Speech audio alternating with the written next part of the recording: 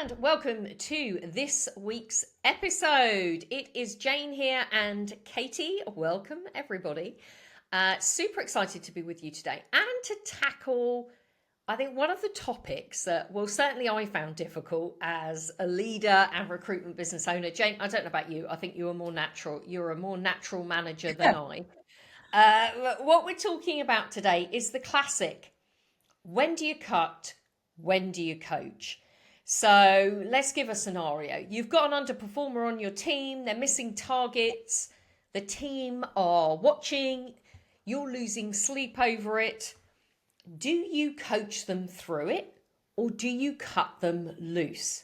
Because truth is, make the wrong call and it could cost you a lot of money. And of course, not to mention team morale for months. And we're talking about this today because we see this happening quite a lot in recruitment businesses. And either recruitment business owners, they either hold on to underperformers way too long, hoping that maybe they're magically going to turn it around, or they pull the trigger too fast and they lose somebody who maybe just needed the right support or needed a little bit longer. And the thing is that both these mistakes are super expensive. And the good news is they can be avoidable. So today we are breaking down the exact framework that you need to make that decision with confidence. And we're going to call it the can't versus the won't framework. That lets you diagnose the problem in weeks, not months, so that you can act decisively instead of being in that agonising no man's land. So, Jane, let's dive in. Why is this decision for recruitment business owners and other leaders, why does it paralyze people so much? Like what is it that makes it so difficult, if you like? Dare I say it's because fundamentally, when we run a business, we also want to be nice human beings. Like we want to be liked. That's a real normal reaction. And when we bring people into our business, we offer them an opportunity. And you hear people say it all the time, don't you? Why can't they just grab it? Why aren't they like me? And we bring people in, we go through that pain of recruitment, and we know recruitment's a pain. We work in the industry. That's why people pay us substantial fees to help them solve the problem of hiring. And then I think when it starts to go wrong in our own team, we're like, we don't want to upset people. That's really normal. Also, we failed a little bit. We're recruiters. We're not supposed to get this right. Does this not work? So I think it just becomes a real confliction of human emotions, which, as you and I know, goes either we keep people for too long that we shouldn't, or sometimes we get frustrated too quickly and then we lose people that could be good people. Yeah, definitely. And, I know that I've been there myself before.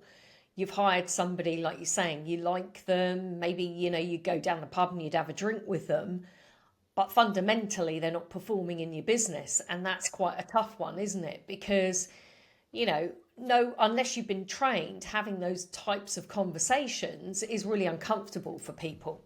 Yeah, and tricky, and ones that we don't typically want to have, because we really just hire people and have them work out and have everything be hunky-dory, which if that was the case, we'd all be out of a job. Yes, true. It doesn't work like that. You're absolutely right, because people wouldn't be hiring. And it just doesn't work in that way. You're always going to have levels of performance, particularly when people first start. I think that's also a very challenging time, isn't it?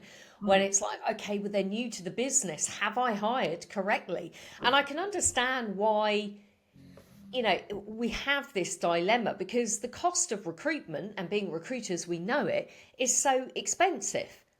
Because, you hire those people, you train them up, you put all that time and energy into doing that. The last thing you then want to do is let them go. But at what point should you be seeing results?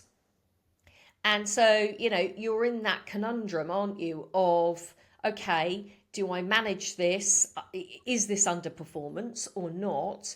And, how long do I accept it for when I should be seeing a difference? And I think when you're a lonely recruitment business owner, you haven't necessarily got other people that you could talk to or compare it to. It's quite hard to know what you're benchmarking against as well, isn't it? Yeah, absolutely. And I was reflecting, so I was trying to think of a time when I've experienced this myself and sort of made that Yeah. decision. And I know we were chatting about it when we planned the webinar, but I have just thought of one, and it's a strange one because I think this applies to how I started in recruitment. So when get ready guys, storytelling. When I started in recruitment, I came from I was a graduate, I'd worked in care for 6 months and then answered an ad in the paper and suddenly ended up as a recruitment consultant extraordinaire. And I was shocking, like rubbish. I didn't close a deal in 6 months. However, I got in the office at 7 a.m. every day. I was there till 7 p.m. You had to make 80 cold calls a day. I made 80 to 85 to 90 cold calls a day. But holy moly, I was not very good at it in any way, shape, or form. And at 6 months, I decided enough was enough and I handed in my notice to my regional director, who in those days, guys, when you handed in your notice, there'd be a psychic, because we didn't have mobiles, there'd be a psychic sense and somebody would quietly go to your desk and get your coat and your bag and put it by the door. And as you came out that room, you were gone, like no goodbyes, nothing. And I sat with my regional director, who I honestly thought would be pleased to see the back of me, and said, look, I'm off. Like I'm rubbish at this. I don't like this. To which he said, I'd like to work with you. I think I can turn you around. I think you've got the hard work, the drive, the aptitude. I think you put a bit too much pressure on yourself and lots of other things that I could do to improve. So he said, look, go. You can hand in your notice, but stay with us till you get a job and just don't tell anybody. And then see what happens. And then I went into regular coaching sessions with him. And I think within a month I'd made my first placement. We used to get, do you remember, Katie, the fax machine in the corner of the office? It used to come on every Friday and it used to spit out the league tables of your performance. So I was always 250th out of a recruitment company of 250. So that was soul destroying. But after about a month, started creeping. By the end of the year, I was in the top 10. And then I stayed in the top 5 until I left the business 2 years later. So I was the perfect example of somebody who had the aptitude, but just couldn't work out what wasn't connecting. And then I was coached and managed and trained, and then boom, everything came together. But had it not been for that, yeah. Yeah. Yeah. Oh, sorry.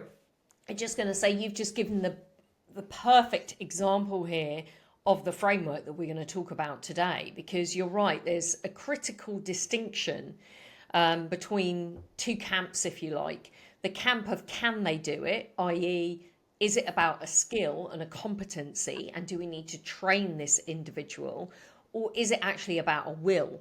Like, will they do it? Is it attitudinal? Is it more about that individual and whether they're prepared to put that work in? And that's really the game changer, because if you choose it wrong, if you like, then you could waste months of coaching somebody who really doesn't want to be coached, i.e. they haven't got the attitude, or you can fire someone that could have happened to you but it didn't because you had the right boss, someone who actually recognized that actually this person just needs more time and more training and more investment. So let's just talk about what the difference is, or what they look like. So what can't looks like is, how would you know, for example, if it was a skill versus an attitude? Well, a couple of things that I would look for is, is the activity there? Is the activity there but the conversion isn't? So are they putting in effort, but actually, there isn't the specific skill that's needed to actually ensure that they are successful at that? What else would you say on the coaching side, Jane? What have you seen? It just comes down, doesn't it, to the individual wanting to be in that desk, and you've seen the behaviours. I'm going to be very cautious with this one because we've talked about it before on a podcast, like the time that they leave the office. Are they hurtling out the door at 5:30? But I would also argue that if you're frustrated, that you leave on time because you're bored of underperforming yourself. So it's a fine line, this one. Are they leaving because they're underperforming and frustrated, or are they leaving because actually they've got no desire to make that extra call, do that extra candidate thing. But I think what you're looking for is that sense of wanting to be in the business and how and what that looks like. So are they in the office on time? Are they giving you a full day? Are they asking you for support? Even though that might be, as a business owner, hard to deal with when somebody's pulling on your coattails all day. But if they are, that is telling me that they want to be there and they're trying to make it work. Whereas those that just come in and happily underperform and aren't asking for feedback, they're the people that I probably don't want to carry through in my business. Yeah, exactly. And you're right. So, the won't, if you like, what that can look like is maybe they've got the skills, but they won't apply them, Yeah. or they are missing activity targets. And like you say, they don't really care, or maybe they're making excuses rather than taking ownership. Yeah, Um, and not, you and know, not flagging, isn't it? There's a big difference between somebody that comes to you on a Wednesday and says, "Look, I'm supposed to make 40 candidate registrations or 40 BD calls this week, and I'm on 15 and I'm struggling. yeah. What do I do next?" So, to somebody who just finishes the week, puts in their numbers on the Friday, and then goes home, and you're like, "But you didn't achieve." So, yeah, accountability is a great factor in people that are underperforming. If they're accountable, the odds are you can coach them. Yeah. And you're right, because, I can think of people that on reality, I could see it. They checked out, is the language we used to use, didn't we? They literally checked out. It was like they were there in body, but really, you could tell they didn't want to be there. I mean, it can even be the classics of you find them in the kitchen all the time, the amount of tea or coffee that they make, or fag breaks that they used to have, Oh outside God, yeah.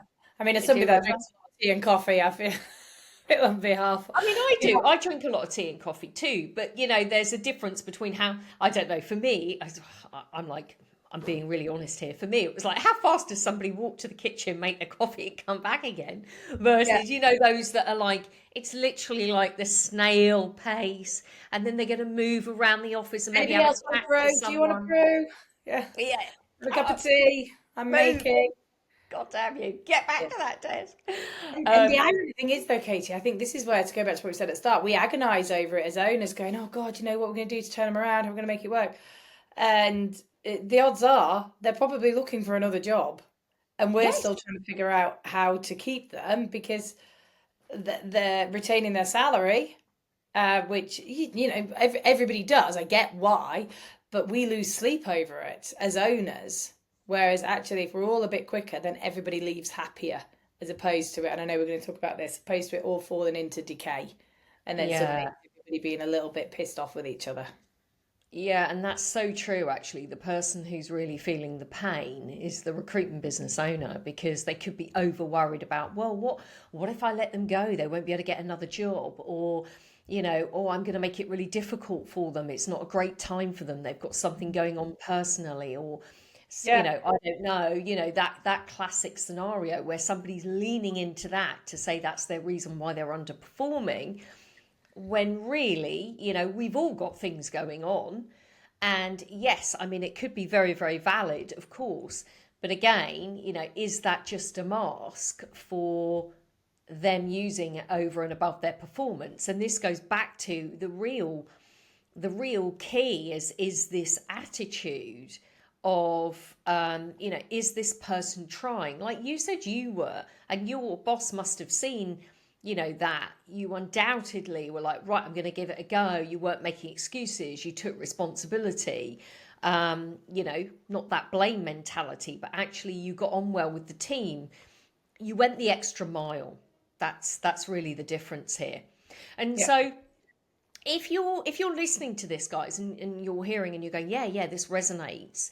The question that I often asked about, let's say, the people that I thought, well, actually, these are the guys that I want to invest in.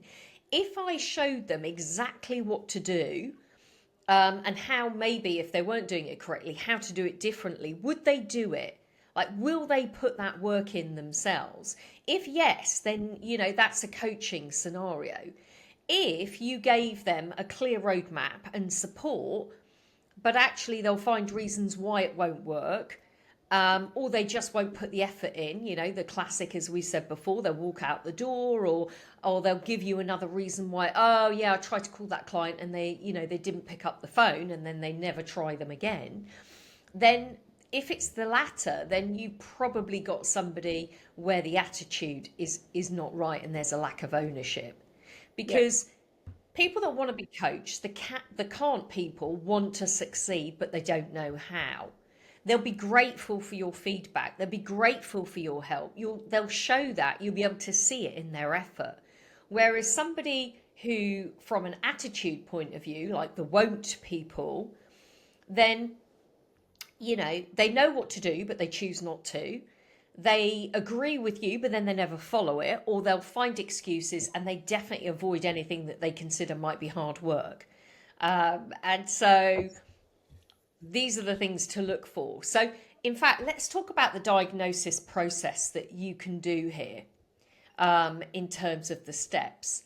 So, there's one key part that I think is really important to talk about, Jane, which is, ourselves as the leaders. Before we just look externally at the individual, we also need to check in with ourselves, don't we? And say, okay, before we assess the performance of the individual, let's look in the mirror. And this is where I used to ask myself, okay, have I been crystal clear about what I expect from this individual? Have I given them all the resources that they need? And have I done that consistently? And most importantly, am I giving them feedback? Like, am I actually sitting with them? And I mean, a favourite of yours, training. Have we trained these people? Yeah. And that goes, I think a really key thing, I'm just getting my soapbox out momentarily. In our industry, we seem to have a little bit of a blind spot that we hire people with experience and go, well, they don't need training. And that's where we fundamentally start the road to ruin. Because businesses, we all have our own processes, we all have our own ways, we should have our own standards of excellence. So when you recruit anybody, there needs to be training. I always remember an old manager of mine actually saying to me, "We probably don't need to meet for one-to-ones because you know what you're doing." And I was like, "No, I crave the one-to-ones. Like, I'm an idea station. Like, I want to speak to my peers and my bosses." But the presumption was that we wouldn't. So I genuinely, she says, genuinely hold that most poor decisions in keeping staff or losing staff comes down to how well you handle it as a leader. And this is a skill that we have to learn, and that may not be natural to us, may not be comfortable to us, but we're both big believers in accountability. If it goes wrong, what could we have done? What didn't we do? And how can we do it better next time? Yeah, spot on. So we'd love to give you what we call our 5 core needs. And if you haven't nailed these 5 things, then honestly, you need to do that before you assess their performance. So number 1 is clarification. Do they know what success looks like? Number 2, do they have the tools, resources, to ensure they could do the job effectively?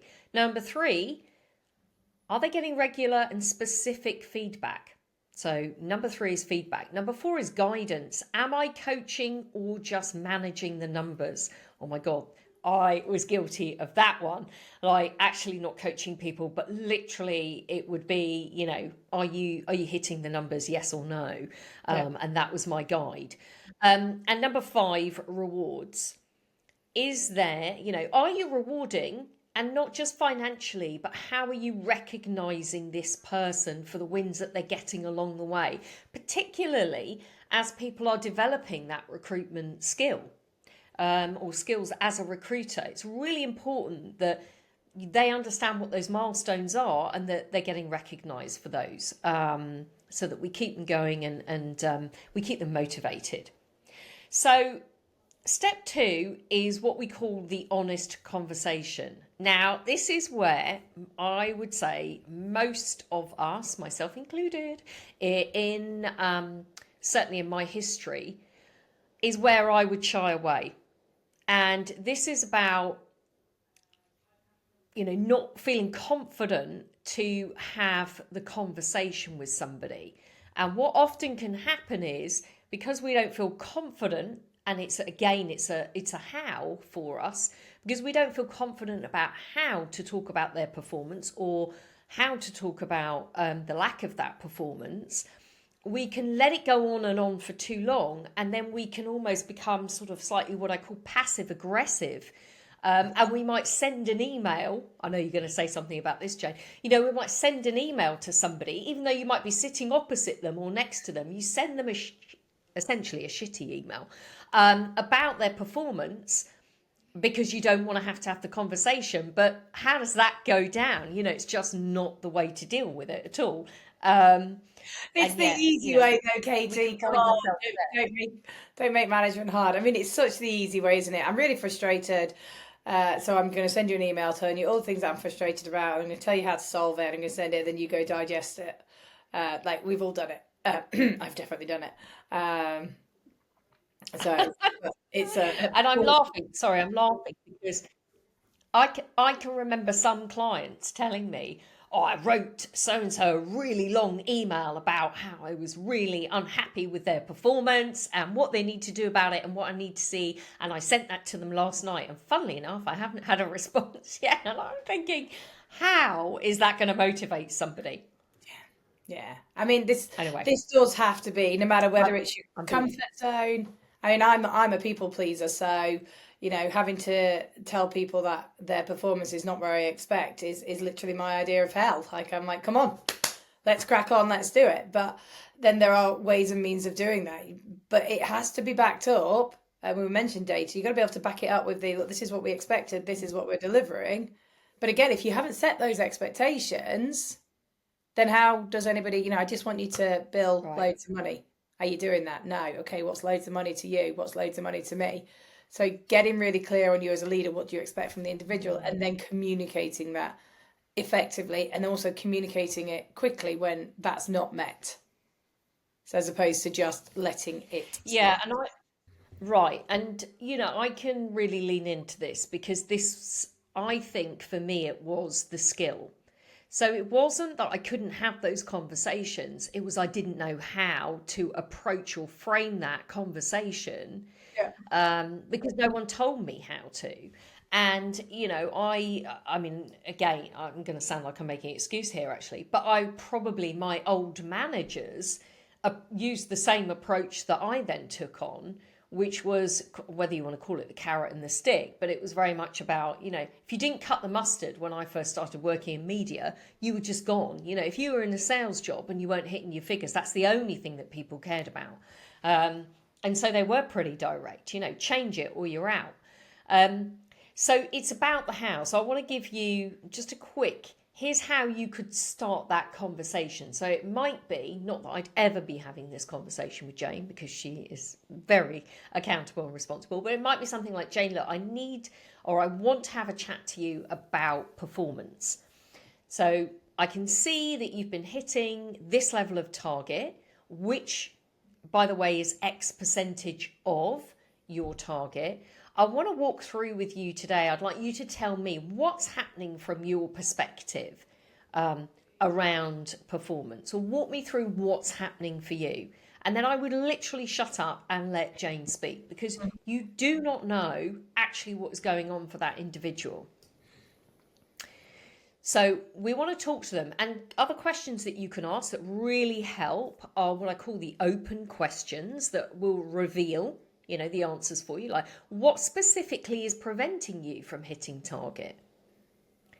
And here I'm looking for like skill gaps, the can't versus external blame, which is the won't.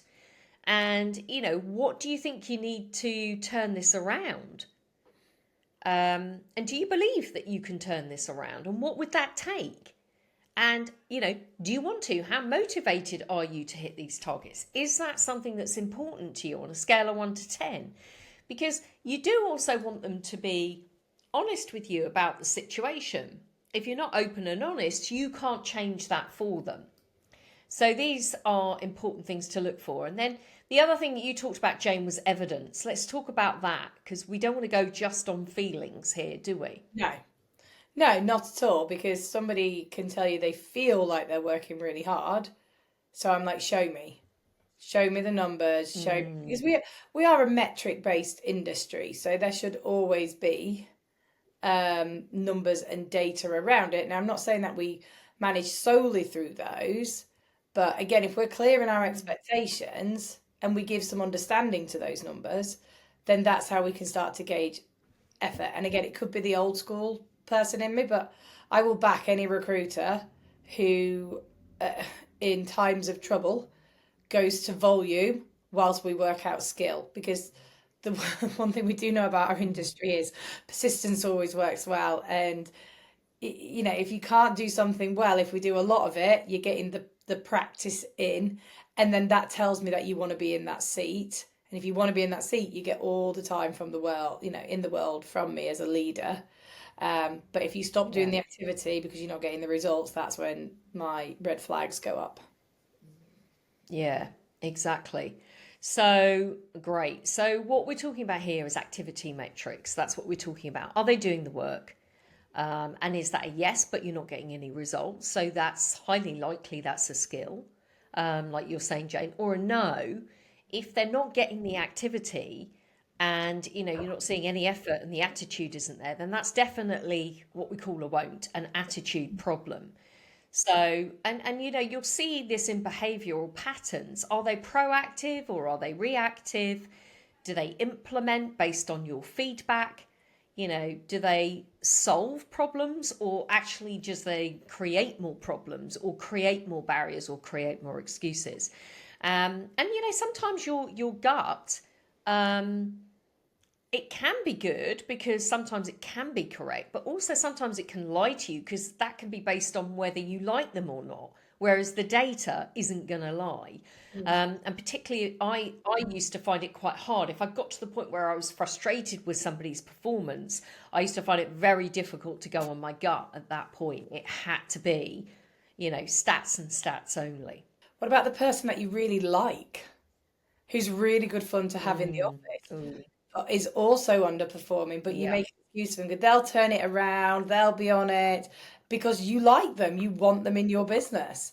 They're almost harder in some respects because, I've got a client who said, everybody loves them in the office. Everybody loves having them about. They're a great asset. And I'm like, "Yeah, but are they doing what you're paying them to do, or are they just lovely to have in the office?" So it's on both sides. I think you can have the frustration with people, but we have to identify when someone's just really lovely, but they're in the wrong job, or they're in the wrong environment for them, and they need to Yeah. be let go to go and do something else. Yeah, that's so true. And do you know what? I mean, I'm with you on that. I can think of a number of people that I had over the time that I would put in that category. And what was interesting was eventually, it was like, right, well, they're costing the business way too much money for the performance, and this is crazy. Like if I took my likability away from that, if that was somebody else in the business that was performing in that way, would I keep them? Hell no, I wouldn't. I wouldn't stand for that. So therefore, let them go. And actually, what I found every time was they actually went into an industry that they loved because 9 times out of 10, they're not recruiters. They're in the wrong, they're in the wrong job. And so they went on to do things that they loved and they were very grateful for it. Yeah. So yeah, My two best yeah, friends I met in my first 2 years in recruitment, lovely ladies, both hated recruitment, both eventually left. With hindsight, both should have been let go at least a year before they were actually let go. Um, One of them has a very successful career in HR, and the other one works in fitness as a Zumba instructor and gym manager. Like, neither of them deeply regret. The only thing they ever say is, "I wish we'd got out sooner." Like, why? And they both say it when we go for drinks. Why the hell were we not fired? And I'm like, I don't know, girls. I would have fired you. I wasn't your boss. You were rubbish. And they didn't want to be there. It was just a job, and freedom to go. Everybody yeah, has. that's so true. Yeah, let them go, give them that freedom. So, okay, the top three mistakes that we see happen. So let's talk about mistake one, waiting too long. This is where, and I saw this actually, a client, somebody who kept somebody for 11 months. this is the real cost of recruitment, guys, and they found out that this cost them 140 grand in lost revenue. So 35 in costs. They actually nearly lost one of their top performers over it. So, we're talking about nearly 200 grand's worth of revenue that was lost because they wanted to be, as we said, nice.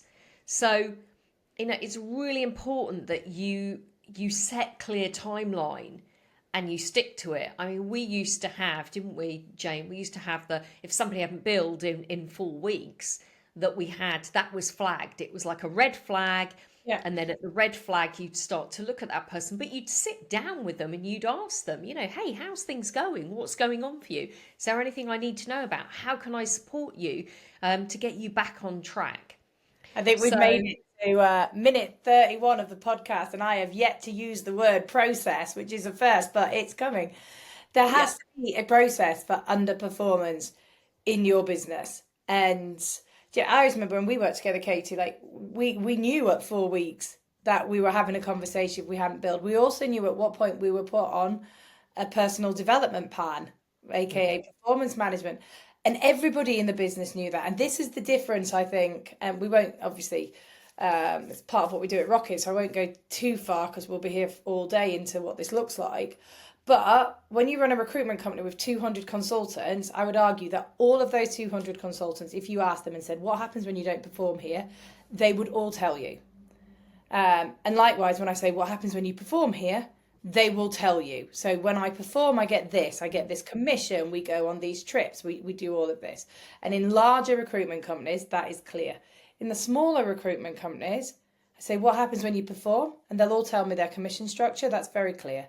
And if I say, what happens if you don't perform? They will all look at me blankly. So what we've done with the smaller agencies, we've mirrored the performance. When you come in, this will happen. But what we haven't ever done is gone, just so you know as well, we also have a plan to support you if performance isn't going the way. And let's tell you what this looks like. First of all, month 1, you'll come in and we'll have a chat because we want to support you. But if things don't pick up after that, we're going to set quite core KPIs. And if things don't pick up after that, then this will happen, then this will happen. And fundamentally, if nothing's turned around in 4 to 5 months or whatever your timelines are, then we'll be looking to terminate the agreement. And now let me tell you what's going to happen when you do perform. So when you hit this threshold, you make this much money. When you hit this threshold, you make this much money. And then this happens and this happens. And that's just the rules of engagement. That's the game that you are playing. And we don't, and again, the bigger the company, the easier that is to do. But if we can get that right in small recruitment companies, then suddenly we have a process and a pattern to follow. God, whether you love them or whether you don't love them, they've not billed for 4 weeks. That's the trigger. Think about it like an automation sequence. That's the trigger for me to pull them in, and we need to have that conversation. And then the next trigger is this. And the beautiful thing about having this as a process, I found as well, was that the process then, there's consistency. No one's treated any differently, but also, like you're saying, you have that conversation up front when somebody joins the business. And so they're not surprised, they're expecting to have that conversation, as you say. So it's not then all on your shoulders, which is, this person is not even going to expect this, and left field, I've got to take them in a room and have a conversation about their performance, and they've got no idea that conversation is coming because we've never even talked about what good looks like. So it really does. It's so much easier for you guys as well as for your team. Okay, mistake number 2, coaching a won't problem. What do we mean by that? So this is where, I guess, ask yourself the question, am I working harder on somebody's success than they are? They are. If it's a yes, then you got to stop because you're wasting your time on someone who potentially doesn't want your help, no matter how much work you put in and how hard you work to make it work for them, it's not going to. So, that's a problem that I see. Then the final mistake, or mistake number 3, is ignoring your top performers. Now, I'm going to talk about this one because this can be a costly mistake. When you tolerate underperformance and you've got top billers, they will sometimes think, hold on a minute, why am I working this hard? Why am I hitting these targets? Why am I, smashing it out of the park? Why am I having to work this hard? And yet performance doesn't seem to matter here. Like, why is that person over there getting away with this? Because your people will be watching. And most top performers will not tolerate underperformance or mediocrity. It will wind them up if they see somebody else who's not pulling their weight in the team. Yeah. And also, why are you investing so much time in somebody who's underperforming when you could invest it in me and help me do that extra 10, 20, 30%? Yeah, exactly. Come on, I'm your best performer, and yeah, you're not spending any time with me.